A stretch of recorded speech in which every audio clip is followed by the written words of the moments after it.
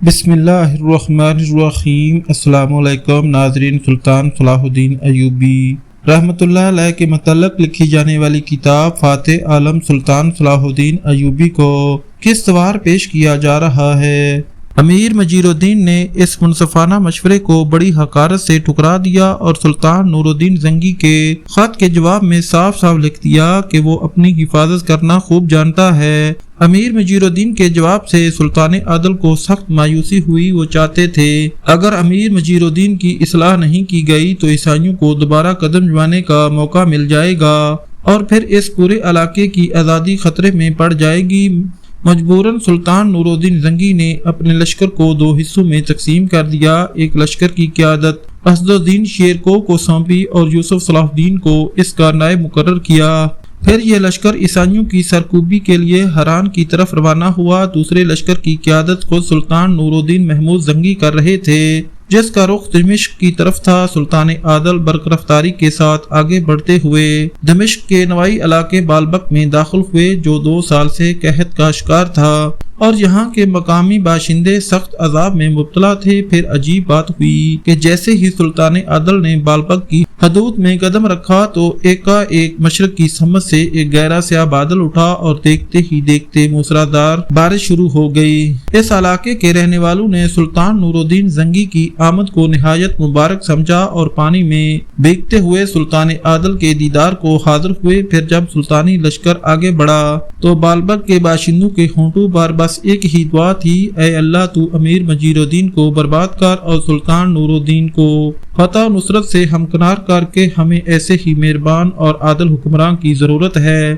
جیسے ہی امیر مجید الدین کو سلطانی لشکر کے آنے کی خبر ملی تو اس نے ایک نہایت گستاخانہ خط سلطان نور الدین زنگی کے نام تحریر کیا۔ تمہارے حق میں یہی بہتر ہے کہ بلا تاخیر واپس چلے جاؤ، ورنہ ہماری شمشیریں اور نیزے تمہارے استقبال کریں گے اور تمہیں شکست و نامرادی کے سوا کچھ حاصل نہیں ہوگا۔ امیر مجید الدین کا خط پڑھ کر سلطان عادل کو سخت غصہ آیا، مگر انہوں نے بے مثال ضبط و تحمل کا مظاہرہ کیا۔ اگر وہ چاہتے تو چند روز میں دمشق کی اینٹ سے اینٹ بجا دیتے، لیکن انہوں نے مسلح تصادم کے بجائے مذاکرات کو ترجیح دیتے ہوئے جوابی خط تحریر کیا، تم خود میرے پاس آؤ یا اپنے کسی معتبر امیر کو بھیج دو تاکہ ہم دونوں مل کر سلامتی کا کوئی راستہ اختیار کر لیں۔ امیر مجید الدین نے سلطان عادل کے جواب کو والی شام کی کمزوری سمجھا اور فوراً دوسرا خط لکھا، ہم اپنے الفاظ واپس نہیں لیتے، ایک بار جو کہہ دیا سو کہہ دیا، تمہاری سلامتی اس میں ہے کہ الٹے قدم لوٹ جاؤ۔ مجبوراً سلطان نور الدین محمود زنگی نے آگے بڑھ کر پورے دمشق کا محاصرہ کر لیا، پھر اس قدر دباؤ بڑھایا کہ امیر مجید الدین نے گھٹنے ٹیک دیے اور سلطان عادل سے صلح کی درخواست کی۔ سلطان نور الدین زنگی نے اپنی طرف سے صلح کی 2 شرائط پیش کی، پہلی یہ کہ مجید الدین اپنے ہاتھ سے صلح نامہ تحریر کرے اور دوسری یہ کہ صلح کی درخواست لے کر وہ خود سلطان کی خدمت میں حاضر ہو۔ وہ بڑا ذلت امیز منظر تھا کہ جب امیر مجید الدین اپنے چند محافظوں کے ساتھ صلح نامہ ہاتھ میں لیے ہوئے سلطان کے خیمے میں داخل ہوا، پھر کچھ دیر بعد سلطان نور الدین زنگی دمشق کے تخت پر جلوہ افروز ہوئے۔ امیر مجید الدین ان کے بائیں ہاتھ پر سر جھکائے بیٹھا تھا۔ پھر سلطان عادل انتہائی پرجلال لہجے میں حاضرین دربار سے مخاطب ہوئے، میں نے والی دمشق کی تمام گستاخیوں کو معاف کرتے ہوئے صلح و سلامتی کا راستہ صرف اس لیے اختیار کیا کہ اہل ایمان کا خون زمین پر نہ گرے، جو میری نظر میں دنیا کی ہر شے سے زیادہ قیمتی ہے۔ اس کے بعد سلطان نور الدین زنگی اور امیر مجید الدین کے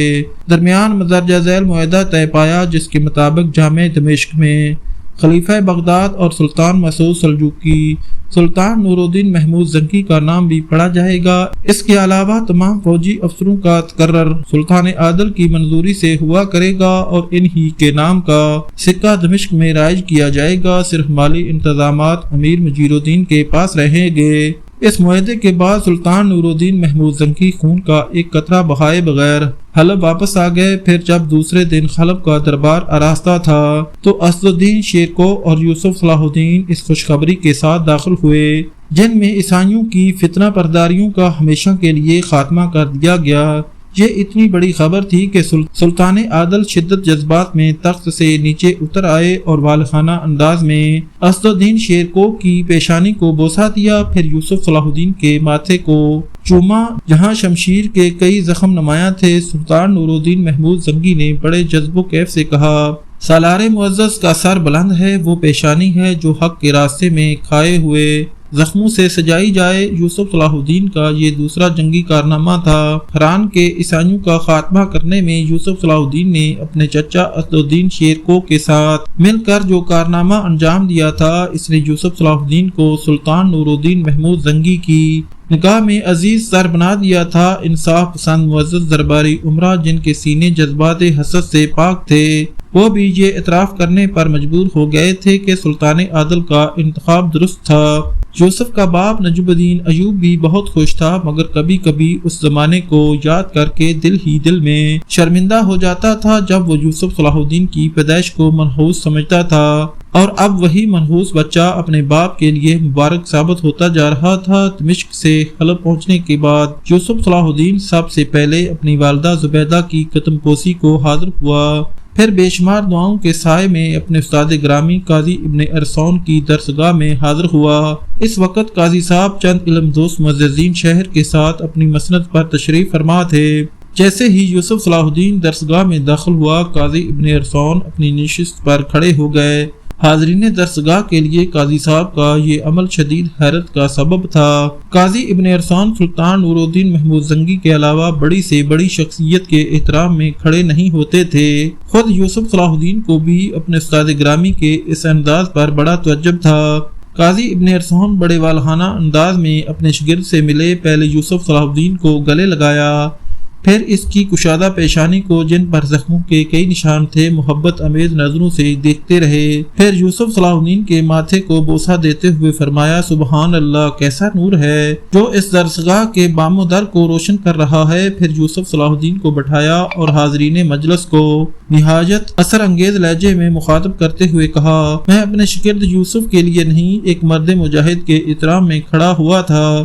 ہم لوگ تو گوشہ نشین ہیں جو کتابوں کے اوراق الٹتے رہتے ہیں، اور یہ مجاہدین کفار کی صفوں کو الٹتے رہتے ہیں، دونوں کاموں میں بڑا فرق ہے۔ یہ کہہ کر قاضی ابن ارسون نے حاضرین درسگاہ کو سرور کونین حضور اکرم صلی اللہ علیہ وآلہ وسلم کی ایک حدیث مبارکہ سنائی، جس کا کم و بیش مفہوم کچھ اس طرح ہے، اسلامی سلطنت کی سرحدوں کی حفاظت میں پہرا دینے والے مرد مجاہد کی ایک رات گوشہ نشین زاہدوں کی 100 سالہ عبادت سے بہتر ہے۔ قاضی ابن ارسون کی خدمت میں حاضری دینے کے بعد یوسف صلاح الدین اس حجرے میں پہنچا جہاں شاریہ دن رات عبادت اور تلاوت میں مصروف رہتی تھی۔ یوسف صلاح الدین نے دروازے پر دستک دی۔ شاریہ اس وقت بستر پر دراز تھی، یہ فرشی بستر ایک چٹائی اور دری پر مشتمل تھا۔ دستک کی آواز سن کر شاریہ چونکی اور اٹھ کر بیٹھ گئی۔ شاریہ کے چونکنے کی وجہ یہ تھی کہ مدرسے میں صرف ایک بوڑھی عورت تھی جو شاریہ کے کمرے میں بغیر اجازت آیا جایا کرتی تھی۔ پھر دستک دینے والا کون تھا؟ شاریہ عجیب سی الجھن میں مبتلا تھی۔ اسی دوران میں دوسری دستک ہوئی۔ شاریہ نے گھبرا کر پوچھا، کون؟ باہر سے ایک مانوس آواز سنائی دی، یوسف۔ شاریہ کا چہرہ مسرت سے کھل اٹھا۔ اس نے بدحواسی کے عالم میں اپنے سر پر چادر ڈالی اور تیزی سے اٹھ کر دروازہ کھول دیا۔ سامنے یوسف صلاح الدین کھڑا تھا۔ شاریہ کچھ دیر کے لیے اپنے گرد و پیش سے بے خبر ہو گئی۔ یوسف نے بڑی حیرت سے شاریہ کے چہرے کو دیکھا۔ شاریہ، میں یوسف ہوں، کیا تم مجھے پہچانتی نہیں؟ یوسف صلاح الدین نے کہا۔ شاریہ کا ریاضت سے اس کا سرخ و سفید رنگ زردی مائل ہو چلا تھا۔ یوسف کی آواز سے شاریہ کے سکوت و حیرت کی کیفیت زائل ہو گئی۔ پھر اس نے بڑی سرشاری کے لہجے میں کہا، حق تعالیٰ کا لاکھ لاکھ شکر ہے کہ ایک بار پھر تمہیں اپنی نظروں کے سامنے پا رہی ہوں۔ یہ کہہ کر شاریہ نے راستہ چھوڑ دیا۔ یوسف صلاح الدین کے کمرے کے اندر داخل ہو گیا۔ شاریہ نے دروازہ بند کر دیا، پھر اپنے معمولی بستر کی طرف اشارہ کرتے ہوئے بولی، بیٹھ جاؤ یوسف، اگرچہ یہ بستر تمہارے جیسے شہنشاہ کے شیان شان نہیں، لیکن کیا کروں، اس غریب کنیز کے پاس اس سے زیادہ کچھ نہیں، اور یہ بھی استاد گرامی کا صدقہ ہے۔ شاریہ کے لہجے سے ندامت کے ساتھ بے کسی بھی جھلک رہی تھی، مگر اس سرشاری میں حسد کی آمیزش نہیں تھی، بس جانساری تھی۔ میں تو معمولی سپاہی کے سوا کچھ نہیں، یوسف صلاح الدین نے سادگی کے ساتھ جواب دیا، مگر شاریہ کے طرز عمل کے سامنے وہ خود کو شاریہ کے سامنے عجیب سا محسوس کر رہا تھا۔ لیکن میرے لیے تم شہنشاہ سے بھی زیادہ ہو۔ شاریہ کے لہجے میں انتہائی ورفتگی جھلک رہی تھی۔ شاریہ، تم جس استاد کی شاگرد ہو، انہی کا یہ کہنا ہے کہ اسلام میں مساوات ہے، کوئی آقا اور غلام نہیں۔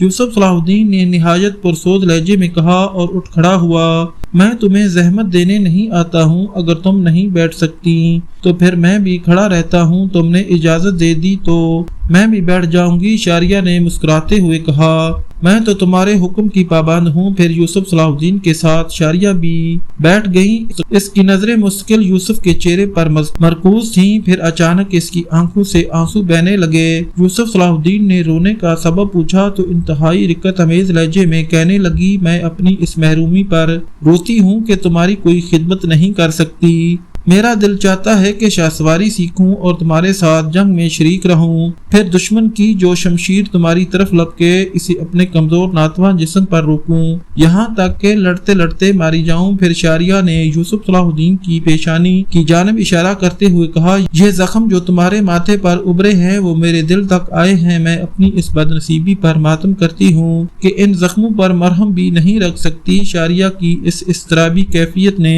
یوسف صلاح الدین کو بھی اداس کر دیا تھا۔ پھر شاریہ نے بڑی مشکل سے اپنے جذبات پر قابو پایا، آنسو پونچھ ڈالے اور مسکراتے ہوئے کہنے لگی، تمہیں یہ فتوحات مبارک ہوں، مگر ابھی اور عظیم الشان فتوحات تمہارا انتظار کر رہی ہیں۔ پھر جب یوسف صلاح الدین رخصت ہونے لگا تو شاریہ نے اپنے محبوب کی بارگاہ میں ایک انوکھی نظر پیش کرتے ہوئے کہا، یوسف تم جب بھی میدان کارساز کی طرف جاؤ تو خود کو تنخواہ نہ سمجھنا، میں گھوڑے کی سموں سے اٹھنے والی غبار کی طرح تمہارے ساتھ ہوں۔ سلطان محمود زنگی کے امراء میں ایک امیر زنجار بھی تھا جو امیر ابن مرقوم کی طرح سازشی اور کینہ پرور انسان تھا۔ یوسف صلاح الدین پر الزام تراشی کے موقع پر اس نے ترکی کنیز شاریہ کو دیکھا تھا اور اس کے بے پناہ حسن و جمال پر دل و جان سے فریفتہ ہو گیا تھا۔ ابن مرقوم کے موتوب ہونے کے بعد امیر زنجار نے سوچا تھا کہ شاریہ بے سہارا ہو جائے گی تو وہ اسے اپنی کنیز بنا لے گا، مگر جب سلطان نور الدین محمود زنگی نے شاریہ کو اپنی محل سرا میں پناہ دے دی تو امیر انجار کے سارے ہوسناک جذبوں اور منصوبوں پر اوس پڑ گئی۔ پھر اس وقت امیر زنجار کی ناآسودہ خواہشوں نے دوبارہ کروٹ لی جب شاریہ یہ سلطان عادل سے محل سے نکل کر قاضی ابن ارسون کی درسگاہ میں داخل ہو گئی۔ امیر زنجار کچھ دن تک خاموشی سے حالات کا جائزہ لیتا رہا، پھر ایک دن وہ قاضی ابن ارسون کی درسگاہ میں داخل ہوا اور شاریہ کی بیچارگی پر اپنی ریاکارانہ ہمدردی کا اظہار کرنے لگا۔ قاضی صاحب، یقیناً اس بے سہارا لڑکی کے ساتھ بڑا ظلم ہوا ہے، اگر آپ حکم دیں تو میں اس کی تلافی کر دوں۔ قاضی ابن ارسون نے حیرت سے امیر زنجار کی طرف دیکھا، تم اس لڑکی کی مدد کس طرح کرنا چاہتے ہو؟ ناظرین، آج کی ویڈیو یہاں ختم کی جاتی ہے، انشاءاللہ جلد ہی اگلی قسط پیش کی جائے گی۔ ویڈیو اچھی لگے تو ہمارے چینل کو سبسکرائب اور لائک لازمی کریں اور ہماری حوصلہ افزائی کے لیے کمنٹ ضرور کیا کریں۔ شکریہ۔